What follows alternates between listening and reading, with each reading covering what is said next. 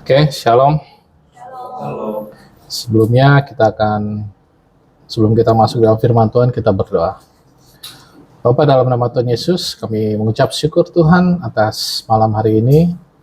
Engkau yang memimpin kami di tempat ini Tuhan, Engkau juga yang memperlengkapi kami. Kami adalah murid-murid dari DI Tuhan, Engkau yang memuridkan setiap kami Bapa.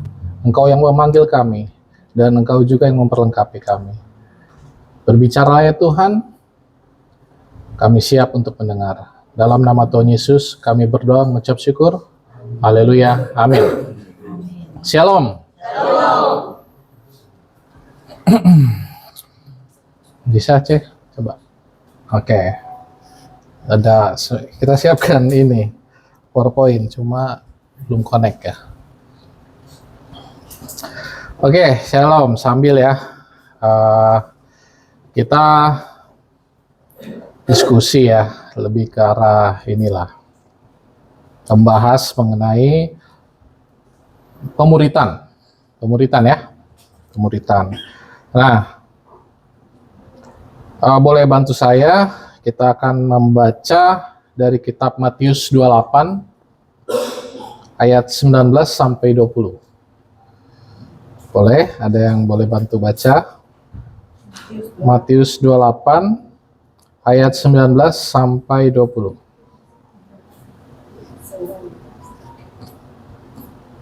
Boleh? Ya. Matius 28 ayat 19.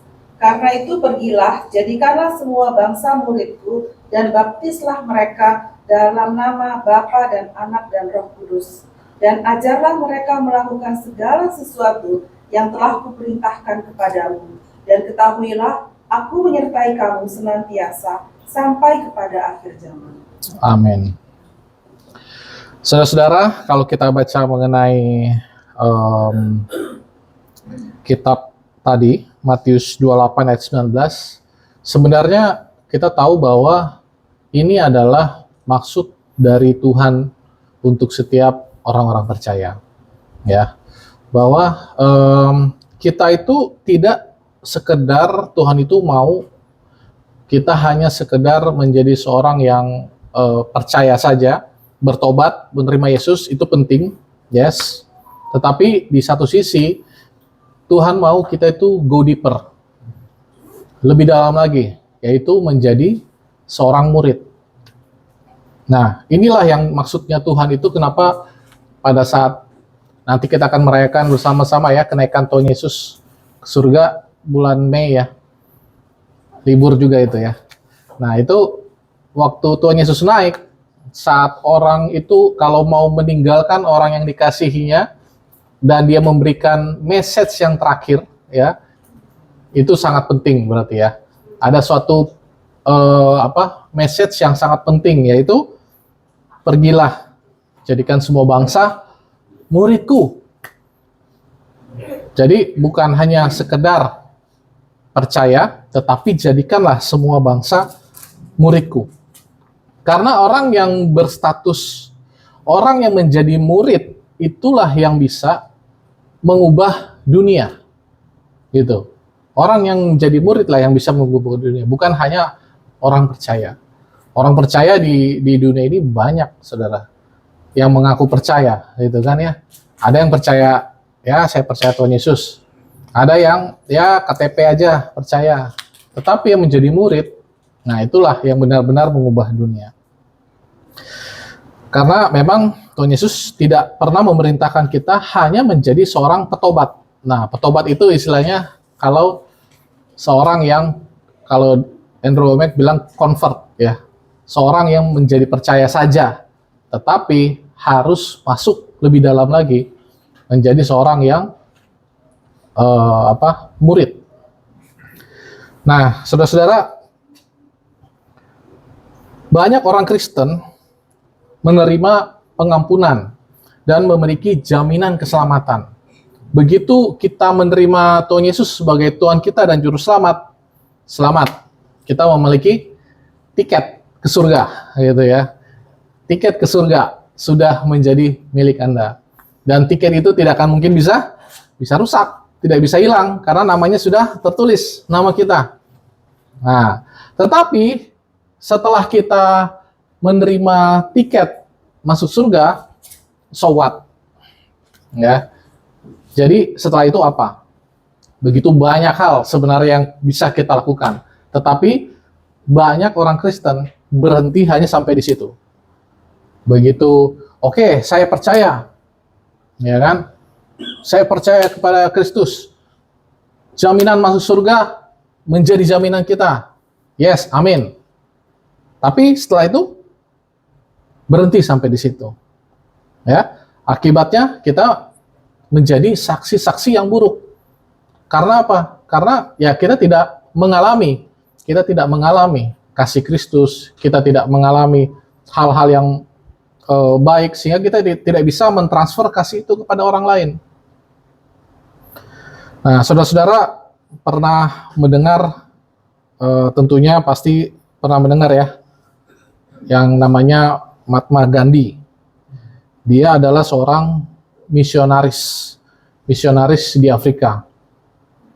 Dia seorang yang sangat berpengaruh di India, gitu. Tetapi pada suatu waktu di Afrika dia pernah masuk ke gereja. Dia tahu bahwa membaca kitab di mana Tuhan Yesus ini luar biasa ini, kasihnya begitu besar, sehingga karena tertarik dengan pribadi Yesus yang dia baca di dalam Alkitab, dia coba untuk masuk ke gereja. Tetapi begitu dia mau masuk ke gereja, karena kan dia orang India ya, kulitnya hitam, gitu. Pas dia coba masuk ke gereja, orang-orang di gereja, orang saat itu gereja itu orang kulit putih semua, begitu masuk ditolak. Nggak bisa masuk kamu di sini. Kamu rasnya beda nih, nggak bisa. Nah, sehingga karena dia kecewa, tidak bisa masuk, ya, akhirnya dia tidak menjadi Kristen, gitu. Sayang sekali saudara-saudara, banyak hal yang dilewatkan. Seandainya dia bisa menjadi Kristen, betapa besar pengaruhnya dia di India. Ya, sehingga orang-orang bisa mengenal Kristus lebih lagi. Ada pernyataan dari Mahatma Gandhi ini, dia berkata gini, saya akan menjadi orang Kristen seandainya saya tidak bertemu dengan orang Kristen. Menarik ya?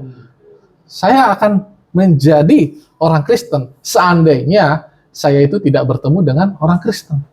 Karena apa? Orang Kristen itu tidak mencerminkan Kristus di dalamnya. Gitu. Kenapa ya? Karena mereka tidak betul-betul menjadi murid. Mereka tidak betul-betul tinggal di dalam firman-Nya. Amin. Oke. Nah, seringkali begitu kita bertemu dengan orang, kemudian orang itu mungkin bukan orang percaya, kemudian kita menceritakan Yesus dan dia percaya dan dia masuk Kristen. Setelah itu kita stop di situ. Kita berhenti terlalu cepat, gitu. Kita seringkali fokusnya adalah membuat orang selamat dari neraka, tetapi sampai di situ saja. Kita sibuk mencetak angka-angka, berapa jiwa yang sudah diselamatkan, berapa jiwa diselamatkan. Seringkali kan gitu kan pertanyaannya, berapa jiwa yang sudah dibawa ke Kristus. Oke, itu one thing, itu bagus gitu. Tetapi yang seringkali orang-orang Kristen itu gagal adalah mencetak murid. Gitu. Jadi seorang Kristen kita harusnya kita dimuridkan dan kita memuridkan. Nah, itulah yang dimau supaya kita merepresentasikan Kristus di dalam hidup kita. Nah, jadi ada beberapa perbedaan yang mendasar ya. Kita lihat di sini adalah kalau seorang petobat sama seorang murid, gitu. Seorang petobat di satu sisi dia sudah menerima Kristus sebagai Tuhan dan Juru Selamat. Apa berbedanya dengan seorang murid? Kalau seorang petobat dia mencari keselamatan, ya, mencari keselamatan dari neraka. Selamat, yang penting selamat dulu. Kalau murid, fokusnya apa? Dia belajar menaati segala perintah Kristus. Dia tinggal di dalam firman. Itu another level gitu. Seorang petobat, orientasi waktunya adalah dia oke, selamat dan kemudian menunggu surga di masa depan sampai dia waktunya nanti kembali ke rumah Bapa. Tetapi murid dia menghadirkan surga di bumi pada saat ini. Nah, itu yang perbedaan yang sangat mendasar. Kalau seorang petobat, dia mengkonsumsi firman Tuhan. Tetapi kalau seorang murid, dia menghidupi dan menduplikasi firman itu. Ya. Kemudian kalau seorang petobat, sikap hatinya, dia mencari kelegaan dan berkat untuk pribadinya dia. Tetapi kalau seorang murid, dia berkomitmen untuk melanjutkan karya Kristus dalam hidupnya. Dia menjadi berdampak kepada orang lain. Karena itu, inilah definisi sejati dari amanat agung yang kita tadi baca. Karena itu, pergilah, jadikan semua bangsa muridku. Ini adalah panggilan untuk transformasi total buat kita semua, bukan sekedar memimpin orang kepada doa pertobatan, tetapi jadikan semua bangsa. Dan baptislah mereka dalam nama Bapa, Anak dan Roh Kudus, dan ajarkan mereka. Jadi, setelah kita menjadi murid, kita mengajarkan mereka, memuridkan, murid dan memuridkan. Ini adalah tujuan akhirnya. Tujuan akhirnya adalah mengubah sifat dasar manusia, bukan sekedar mengubah status hukum kita di hadapan Tuhan. Status hukum tadi menjadi apa? Yang tadinya bersalah menjadi benar, oke, satu hal. Tetapi setelah itu kita mengajarkan, artinya kita mengubah sifat mereka, mengubah sifat dasar manusia. Oke, nah boleh baca, bantu baca satu lagi, Galatia 1 ayat 4.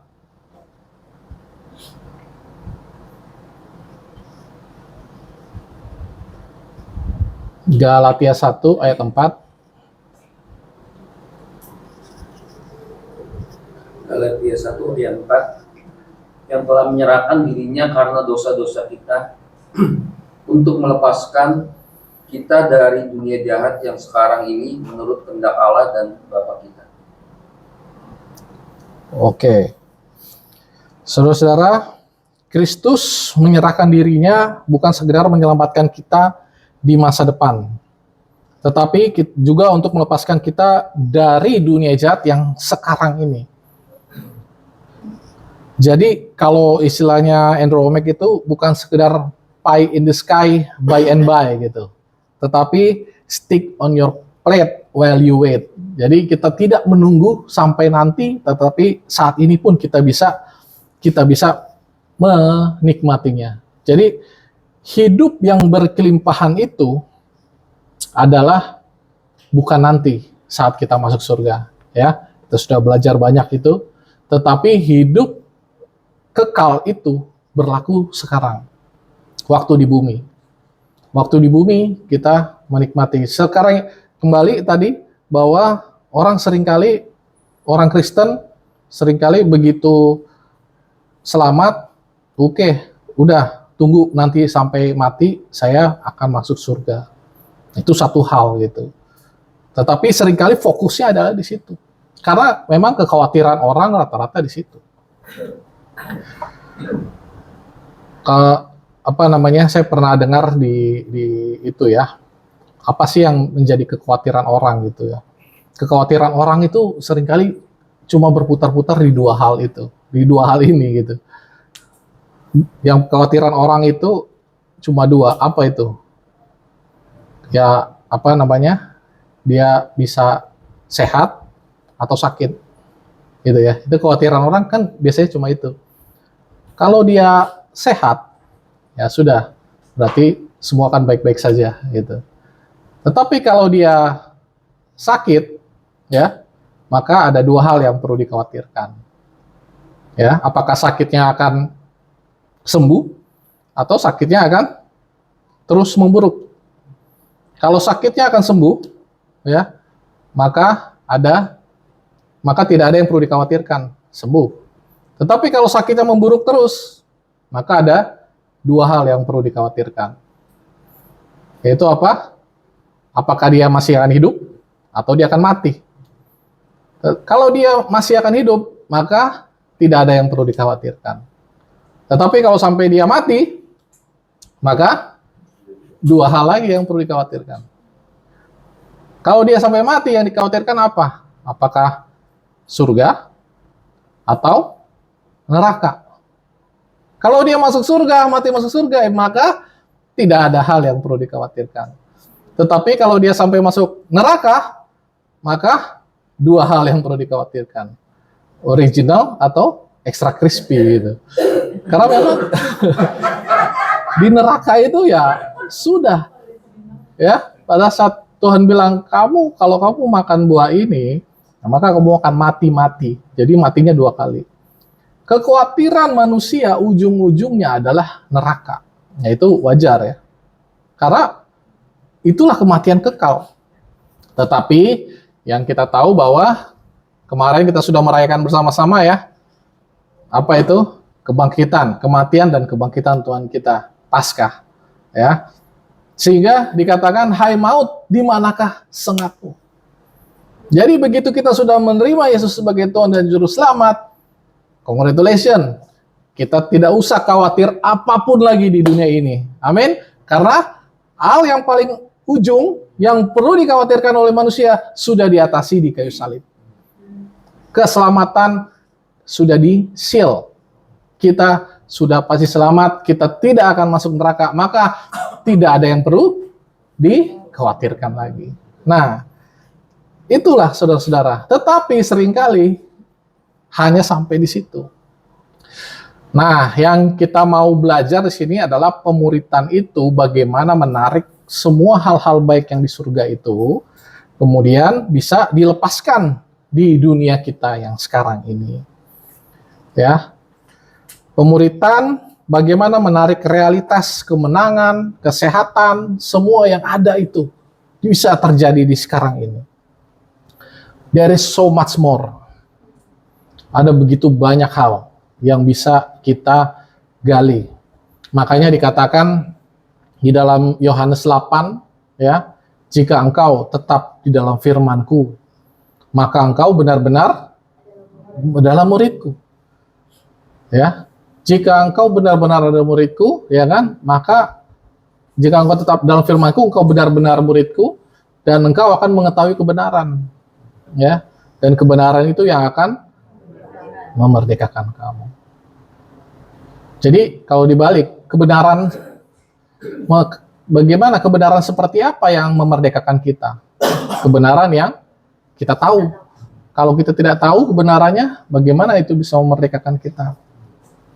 Ternyata there is so much more. Selain keselamatan, ada kesembuhan. Ya, ada kesembuhan, ada kelimpahan yang bisa kita nikmati di dunia ini. Ada damai sejahtera, nggak selalu stres. Ya, ada hikmat, marifat di dalam kita menghadapi masalah. Ada hikmat yang sudah disediakan oleh Tuhan. There is so much more di dunia ini. Nah, bagaimana untuk menikmati hal-hal itu? Kita hanya bisa unlock itu dengan pemuritan. Ya, seperti ini, kita bisa tahu. Kita tahu kebenaran, kita dengar kebenaran, maka kita tahu. Ya kan? Dikatakan gini tadi, jika engkau tetap di dalam firman-Ku, kamu benar-benar adalah murid-Ku. Artinya apa? Murid itu mencoba, murid itu mempraktekkan firman, murid itu tetap di dalam firman, baca, dan praktek, coba lagi, sampai satu titik dia berkata, wow, it works. Ini benar-benar terjadi dalam hidupku. Apa yang tertulis ini, begitu saya percaya, begitu saya perkatakan, saya bisa melihat apa yang tertulis di dalam Alkitab itu termanifestasi di dalam hidup saya. tetap di dalam firman, walaupun kita belum melihat, walaupun mungkin orang lain mungkin sudah mengejek kita, walaupun kita menghadapi goncangan, tetapi tetap di dalam firman Tuhan. Makanya kita itu di year of consistency. Kalau di gereja ini tahun konsisten. Konsisten itu artinya tetap di dalam firman Tuhan. Tetap, ya. Dan dari situ baru kita bisa melihat kebenaran itu, dan kebenaran itu memerdekakan kita. Ya. Apa tadi dibilang? Engkau akan mengetahui. Kita sama-sama tahu ya bahwa mengetahui itu ginosko gitu. Jadi ginosko itu intim. Mengetahui itu ternyata ada tingkatannya. Yang pertama adalah noksis gitu. Noksis itu pengetahuan umum. Ada juga yang epinoksis. Baru yang ketiga itu ginosko. Kalau saya mengatakan saya mengetahui Pak Jokowi gitu ya, atau ini Prabowo, itu namanya noksis. Saya tahu, saya kenal. Kenal nggak Prabowo? Kenal. Itu kategorinya noksis. Tetapi dia belum tentu kenal saya, gitu ya. Bukan belum tentu ya, udah pasti nggak kenal, gitu. Ya, itu noksis. Nah, tahapan yang kedua adalah epinoksis. Epinoksis itu adalah pengenalan yang interaktif. Mungkin saya dengan Pak Imam ya sudah sering interaktif. Saya kenal, gitu, ya. Saya kenal. Tetapi ya sekedar tahu, mungkin sekedar ini ya. Tetapi kalau bicara ginosko, otomatis istrinya dong yang lebih tahu. Saya nggak seginosko itu dengan Pak Imam gitu ya. Saya nggak kenal sedalam itu gitu ya. Nah, yang dimau oleh Tuhan adalah jika engkau benar-benar adalah muridku, ya, jika engkau tetap di dalam firman-Ku, baca firman Tuhan terus, maka engkau benar-benar muridku, dan engkau akan ginosko dengan kebenaran. Ya kan? Kita tahu, begitu ginosko itu artinya hubungan intim, suami istri, ya, hubungan intim, ya, sehingga kita ginosko dengan kebenaran. Nah, kebenaran itu bukan cuma berbicara mengenai buku, ya kan? Kebenaran itu bukan berbicara mengenai teori, tetapi kebenaran itu berbicara mengenai siapa. Ya kan? Siapa kebenaran itu?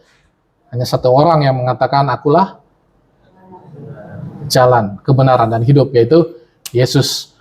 Nah, dengan kita ginosko dengan Yesus, bagaimana cara ginosko dengan Yesus? Tetap di dalam firman Tuhan, karena kan dia adalah firman yang hidup itu sendiri. Begitu kita menggali firman Tuhan, maka kita akan ginosko dengan dia. Maka kebenaran yang kita tahu itu akan memerdekakan kita. Sehingga kita mengalami yang namanya hidup kekal itu di muka bumi ini. Tidak perlu tunggu sampai waktunya kita itu ya ke surga, tetapi bisa sekarang gitu. Jadi kalau di surga ada jalan tehel dari emas, ya di sini kita bisa juga. Gitu. Nah, tehelnya juga bisa emas itu. Emas sudah berapa sekarang ya? Udah 2 juta. 500 mungkin. Oke. Nah, saudara-saudara, kalau kita berbicara mengenai penginjilan massal, penginjilan kita berkhotbah dan kemudian orang itu bertobat, itu baik ya. Tetapi kalau kita berbicara mengenai pemuritan, efek dari pemuritan itu akan sangat jauh berimplikasi daripada sekedar penginjilan. Penginjilan, one thing, kita minta orang untuk menerima Yesus, orang bertobat. Tetapi dengan pemuritan seperti ini, diharapkan setiap dari kita juga akhirnya nanti ikut mengajar. Setiap dari kita, mungkin nanti ada yang buka di tempat lain, mungkin kemudian intinya dia memuridkan orang-orang, buka komsel di tempatnya dia berada, memuridkan. Efeknya itu multiply. Jauh lebih banyak daripada penginjilan. Pemuritan efeknya akan jauh lebih dalam dan jauh lebih multiplikasi. Nah, saudara-saudara, kita tahu bahwa ketika kita mencurahkan hidup kita untuk memuridkan orang, ya, seperti yang dilakukan oleh Paulus kepada Timotius. Timotius kemudian memuridkan lagi dan efeknya sampai sekarang kekristenan begitu banyak. Kita tidak perlu menunggu menjadi sempurna untuk bisa memuridkan orang. Nah, ini seringkali kita menunggu, harus menjadi gelar pendeta, atau harus menjadi evangelis, atau harus, ya entahlah, ditahbiskan menjadi pengurus mungkin di gereja, supaya kita boleh memuridkan. Tidak, saudara. Kapan kita boleh memuridkan? Begitu kita menerima firman Tuhan, ya, kita hanya perlu ketaatan. Kita mau dipakai oleh Tuhan. Karena seringkali iblis yang menuduh kita, wah, kamu begini, lihat kamu hidup kamu seperti ini, ya janganlah memuridkan. Justru Tuhan mau kita, pemuritan tidak perlu menampilkan kesempurnaan, tetapi pemuritan membagikan perjalanan dan berjalan berdampingan. Jadi kualifikasi seorang pembuat murid adalah pertama mengenal Yesus secara pribadi, dan dia punya rasa lapar untuk bertumbuh. Ya, dia juga selalu pingin tahu, pingin lebih dalam lagi dalam firman. Itu saja syaratnya, saudara-saudara. Jadi mulailah dari titik pijak kita, ajarkan firman yang sudah mengubah hidup kita kepada orang lain. Misalnya yang kita diubahkan di dalam hidup kita, kita pernah mengalami kesembuhan ilahi. Karena saya pernah belajar firman itu, kemudian saya mengalami kesembuhan ilahi. Nggak apa-apa, itu aja diajarkan. Apa yang kita tahu, itu yang kita ajarkan. Gitu. Nggak usah, saya belum tahu mengenai kemakmuran, ya udah nggak usah. Tetapi apa yang kita tahu, itu kita ajarkan. Nah, seperti itu kira-kira saudara-saudara. Ya, jadi rantai pemuritan itu berbicara bukan mengenai agama, bukan mengenai teologi, ya, tetapi rantai pemuritan itu berbicara mengenai relationship. Bagaimana kita mau masuk di dalam kehidupan orang yang kita muridkan, bagaimana kita mau tahu kehidupan mereka ada susah apa, itu kita mau masuk deep di dalam kehidupan mereka. It's talking about relationship. Jadi pemuritan itu adalah relationship. Begitu Paulus memuridkan Timotius, dia mengatakan apa? Anakku. This is my son. Gitu.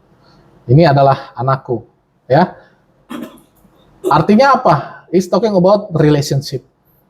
Paulus menginvestasikan hidupnya kepada Timotius, dan Timotius juga menginvestasikan hidupnya kepada orang-orang di sekitarnya.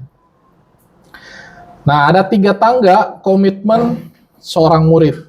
Yang pertama tentunya dia tahu, ya, dia berseru Tuhan, dan dia menerima Yesus sebagai Tuhan dan Juru Selamatnya. Yang kedua tadi relationship, ya, dan yang ketiga yang sangat penting adalah komitmen. Komitmen atau konsistensi. Ya. Hubungan yang melampaui kepentingan dirinya sendiri. It's not talking about me. It's talking about Jesus. Ya, dengan kita melakukan komitmen, kita konsisten, itulah kita menjadi seorang murid yang sejati. Jadi, saya akan menutup, ya.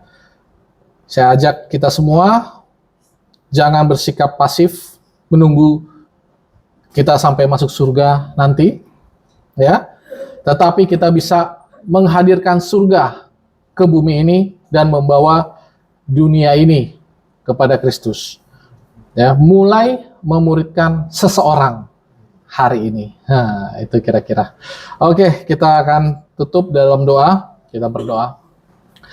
Bapa, dalam nama Tuhan Yesus, terima kasih Engkau sudah memberikan kami firman yang hidup, firman yang adalah dirimu sendiri. Engkau memberikan kami firman itu dan biarlah kami menerimanya dengan iman percaya kami. Iman kami bangkit mendengarkan firman-Mu. Engkau berkata, siapakah yang mau kuutus? Kami berkata, ini kami, utuslah kami. Engkau yang terus berkata, jadikanlah semua bangsa muridku. Ini adalah amanat agung, pesan yang terakhir yang kau sampaikan bagi kami di muka bumi. Begitu pentingnya untuk kami dimuridkan dan kami memuridkan, supaya apa yang menjadi isi hatimu dapat terus kami sampaikan kepada semua orang.